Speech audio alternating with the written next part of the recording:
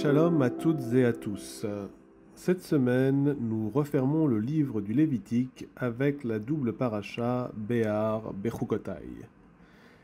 Les deux derniers chapitres du Lévitique énumèrent toute une série de bénédictions et de malédictions susceptibles de s'abattre sur les enfants d'Israël. Cette séquence s'ouvre avec une promesse de bénédiction divine à la condition qu'Israël aille selon les lois de l'Éternel. En effet, dans le livre du Lévitique, au chapitre 26, verset 3, il est écrit « Im bechukotai telechu » si vous marchez dans mes décrets. Rashi relève qu'il est écrit « Si vous marchez dans mes décrets » et non pas « si vous observez » mes décrets. À ses yeux, observer les commandements est quelque chose d'assez mécanique. Il s'agit d'observer ou de ne pas observer certaines prescriptions. Au contraire, marcher dans les décrets divins implique une observance augmentée. Il ne s'agit pas que d'être fidèle à ces lois, mais aussi de les étudier, de les comprendre et de se les approprier. Dans cette phrase, « Téléru », vous marchez, est le verbe qui désigne la marche.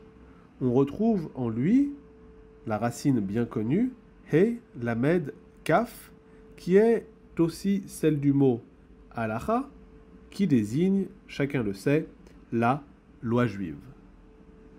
Dans son lexique sur les termes rabbiniques, Nathan ben Yechiel de Rome propose une définition du mot de halacha, marche ou loi.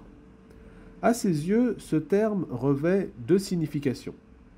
Dans son premier sens, il désigne la marche d'une personne ou d'un groupe humain.